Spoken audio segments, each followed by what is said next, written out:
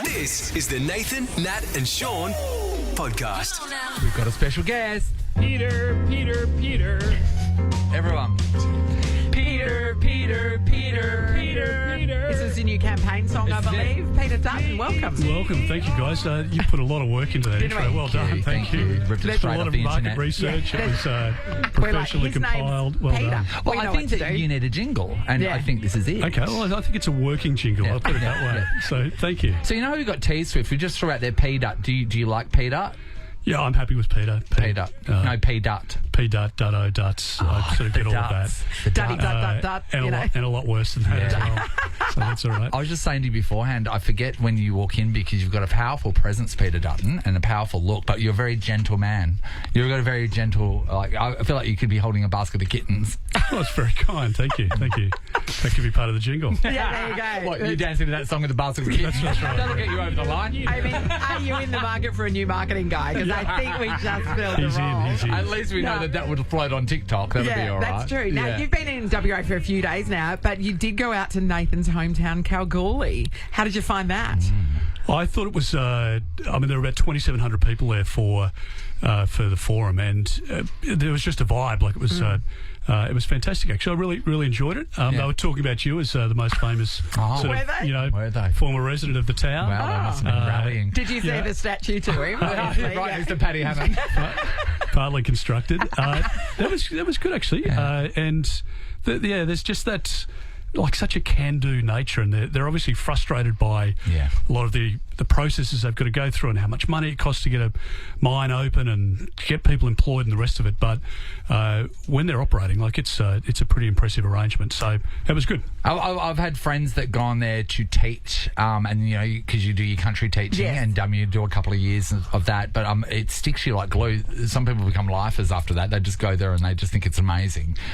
And you can see how that's the case, right? You know, you get away from the city, away from the traffic. If you're, into, I don't know, camping and, four-wheel driving and And you don't just mind getting driving away from 400 it. k's to the beach, Yeah, which is that's the right. nearest beach, but it's a beautiful beach. So There it's is worth something it. beautiful about moving into a town where you can count on your hands how many traffic lights there are. Yeah, no, yeah. There's something about Yeah. that. That's right. Yeah. Maybe you live longer. And also the other thing is it's got a rich sporting culture. You know, Yeah. there's been a lot of AFL players and Steen Camp. netball players and that have come out of Lucy Kalgoorlie. Lawless worked in the mines for a There while. we That go. was Zena. That's Well, Warrior woman, whatever it is. and you worked at the Surf Shack. Surf Shack. Yes. Big business in Kalgoorlie, the big surf business, store. the You amount must have of- been a great salesman. I was really good. You know what? Right now, 15 minutes of you being decked out in a fanny pack, a corduroy billabong hat, and a bad boy's muscle tee, some Oakley frog skins all the Those way. images you don't need this time some of Reef morning. sandals on your feet. So you were telling us you did go shopping in Kalgoorlie though. Well, one of my staff went to pick me up some gym clothes. My wife was over here for a few days as well, and she went home yesterday and packed everything into the suitcase. And I She's went to like, go you're fine enough, you don't need to do any more exercise. exactly. You're ripped enough, as you can tell. But I went to go to the gym yesterday afternoon, and no gym clothes. So, the day before yesterday, and so anyway, Nari went out and got some new gym gear. I was off there this morning, and it was good actually. I think exercise in the morning, although it's a pain in the neck, especially if it's cold or whatever else. That's tough for you guys because you're up early anyway. But I do think it's a great start to the day. I have to tell you, Peter Dutton, I agree that seems like a great concept, but I could think of nothing worse than getting up and doing exercise and then having to go to work. Yeah. That to me blows my mind. Like we see Yeah, but so you're people skinny already. You guys are skinny already. We see so- people jogging in the morning as we're driving to work, and it's like, what are you doing? That's hardcore. You do know in Kalgoorlie though there was that lotto. There's that lotto agency that sold all those like the $50 million. Was it? Yeah, they $50 sold million massive. syndicate, and they did it a few times. And there's one in Boulder as well. Off the back of that, do you play lotto? I take an occasional Powerball if it's like if it's a big jackpot. So you only want to win a lot of money. You don't want to trifle yourself with the smaller. I'm just smaller not prize disciplined pools. enough to sort of put it in each week or Sure. So Me too. I only do the big ones, which of course is what it's everyone sort else of- does. Like when it's advertised, you think actually I'll do Yeah. that. Oh, yeah. I don't sort of do it on a regular basis. Do you personally go in there and get your sleep pick? No, I do it on the. I used to. You do it on I your used app? to On the app, but I do yeah. it on the app. Okay, next question. Yes. If you were to win lotto, right? So what is it, 30 million? Yes, 30 million on If you were to Thursday. win 30 million, what do we do next? Does Peter Dutton come out and say, I won 30 million? Do you try and hide it? Because, it's a normal situation. Do you stay in politics or do you retire to a beach house? I think you stay in politics. But, really? You've got $30 million in your pocket? 30 mil, yeah, but... I mean, who are you, Malcolm Turnbull? I wish it were true. I mean, you'd have to think hard about it, I've got to say. I think you help family and friends and... Yeah. We all give a fair bit of money to charity each year anyway, so lots of causes. I do a lot of work with the Salvos, and I've been the chair of the local Salvation Army Red Shield appeal for about 20-odd years, and the stories are heartbreaking, the young kids, people living in cars, all those sort of things. So I think there's lots of things that you could help with. You'd set your kids up forever. So you tell people, you'd let everyone know that you won lotto? I think I would have to declare it somehow. I think. Would you? Yeah, I think so. I don't think you do, because you're a private citizen as well. Yeah. And it's a win. It's not like you. Because when I go for there's the MS Home Lottery here, and I put my mum's name on it because I think that if people saw that I won it, they go, "You've got enough." Yeah. But if we say that your mum won it, we'll know it was you. Oh yeah, she'll merely just be the prop in the window. Exactly. She won't even be allowed to visit. I just feel it's a bridge we should cross at the time. I'm happy to have this discussion. Yeah, sure. It's great to think about. We do like to, just go through all the possibilities, of course. I do have a politics question, right? So this will be good. No, but it is. And I asked Elbow this before, and I don't really got the straight answer because he says we've got all these things in place. But the main thing and the main reason why you may become Prime Minister is because of the fact that people are so burdened with the cost of living. There is nowhere to turn, and this is coming from every sector. And I pose this to Elbow and go, what's happening with this? And he goes, we're getting these processes in place. But as a general consensus, no one can feel it, because when something goes down, something else, 10 other things go up. I keep calling it the head of Hydra. So my question is, has the horse bolted? If you get in power, are you actually going to be able to do something about this? We've seen the supermarket inquiry. Yes. And we know now that both the major supermarkets are ripping us off. Nothing's happened. Nothing's happened from that. The prices haven't come down. So Elbow's saying that he's put these things in place, but as a general consensus, everything is so expensive. Is everything going to come cheaper under your leadership if you get a chance? And how can you guarantee that? Put the politics aside, honestly. So a serious question. I think there are three reasons why we've got inflation as a problem at the moment. One is we've got just too much money being spent by the government, so they've spent about an extra $315 billion. Now, that money goes into the economy, it drives up the cost of goods and services, and that increases inflation. Second one is just the energy policy, so pretending that wind and solar is free when it's not. It's the reason that your power bills have gone up, and that has an impact when you go to the supermarket, because it's not just your power bill or gas bill that's gone up, it's the farmer and it's the cold storage, and ultimately they have to pass it on. Everybody in the chain. Exactly. And the third one is just migration, in terms of bringing in about 900,000 people in the 2-year period that we've had. We've only built 265,000 homes, so it's contributed to the housing crisis that we've got as well. But we need those people to build the houses as well. Of course. So that's a difficult cycle. And we've said, so migration's a great thing for our country, but you've just got to have it done in a sensible, managed way. Look at the numbers. And so our part of that policy is to make sure that you prioritise people with the trade skills to come in. We've got an ageing workforce. The builders are finding it tough to find apprentices, etc.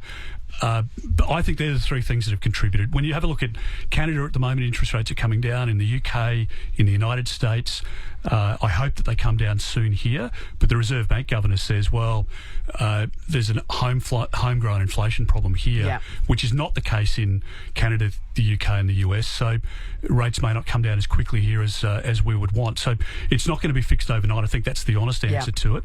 But you've got to be able to manage the economy well, and I think we've got a good track record in that. I used to be the Assistant Treasurer with Peter Costello, and we've got to get the economy pumping again. Well, let's talk about one of your solutions that you have touted, which is, of course, nuclear power. Now, it's an expensive option, right? And you haven't really told us how much it's definitely going to cost.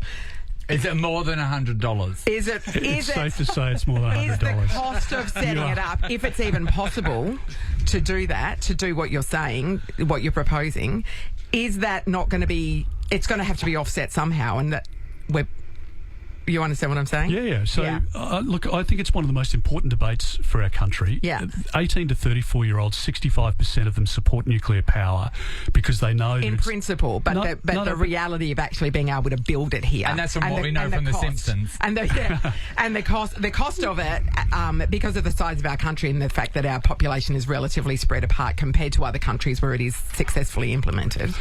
Well, yeah. So, I mean, there are a few reasons why it makes sense. One is for emissions reductions. We've got to decarbonise, and we're not just talking about nuclear. It's renewables as well, and it's how we firm up the renewables. I mean, this morning, the sun's out, but just there's a bit of wind blowing, but we've had a wind drought in parts of Australia over the last 12 months.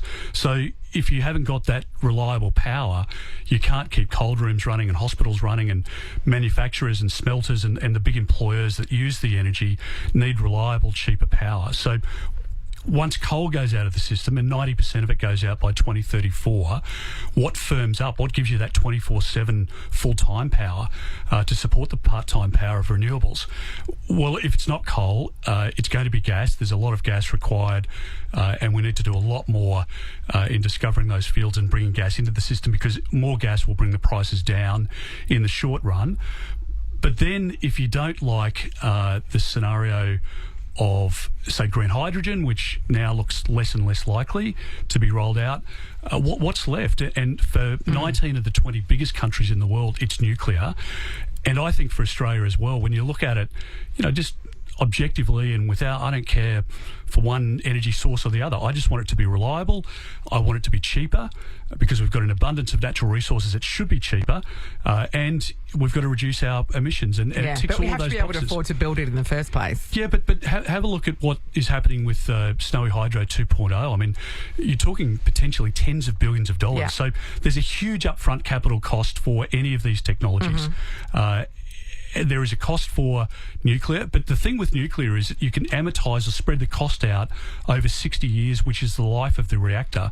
If you have a look at wind and solar, it's about 15 to 20 years, and then you've got to take them out, put them into landfill, and replace them again. All the mining and the minerals that go into the solar panels or into the wind turbines, all of that has an environmental impact as well. And Bill Gates has this great saying of, let's maximise the yield of energy out of every square metre of impact on the environment.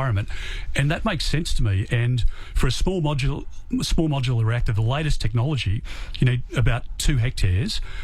You need about 10,000 acres, or 4,000 hectares roughly, of solar panels to achieve the same energy yield or offtake from that site. So it's a complicated debate, but I just think when you look at other countries, in Ontario in Canada, in France, I mean, we're all glued to the TV at the moment for the Olympics. About 70% of their power in Paris comes from nuclear, and they're paying a fraction of the electricity costs that we are here. I've got an idea to solve it. I mean, so here in Australia, and we know currently, everyone's so fitspo. It's all about getting fit. So we have an abundance of people going to gyms, but yet people can't afford the gyms because of cost of living. What if we have free gyms from the government that have exercise bikes connected to pedal power, the pedal power, and literally. Because there are people on these bikes already, and it's not really generating electricity. What a wasted opportunity! So the children, from the children, we introduce something at school that each year pedals for an hour. And then that's their phys ed, and then we just pedal Australia into power. Peter Dutton comments. I just feel. Why isn't he writing it down? I don't know. It's ridiculous. I feel that Elbo's about to take this up, and that makes me really worried. So you've been here before me. Have you pitched this before? No, this is a fresh. This sounds like an Elbo idea. No. I literally, Natalie, you've not heard this idea before. This is fresh for the P-Dutts. Okay. Well, what are we thinking? I think. We've given it due consideration and thought, and no, we're not going to do that. I didn't see you meet the committee or anything. That's strange. I think the lights are going out with that model, but it's a good idea. It's a good pitch. It's the simplest ideas that they don't go for. No, I know, isn't it? That's a problem solving on many different fronts. Yeah. The children get fitter. Right, but don't worry, if you don't like the Australian children, that's fine. We're out of time, Peter Dutton, but thank you so much. Thank you guys very much. Appreciate it. We know you're off back to Canberra tonight, or Sydney? Back to Brisbane, actually. Okay. Oh, right. Tonight, yeah. Okay. Well, thanks for visiting. Look forward to coming back soon. Thank you. I'm sure. It's Peter. Oh, there's this song. Nathan, Nat and Sean is a Nova podcast. For more great comedy shows like this, head to novapodcasts.com.au. Nova.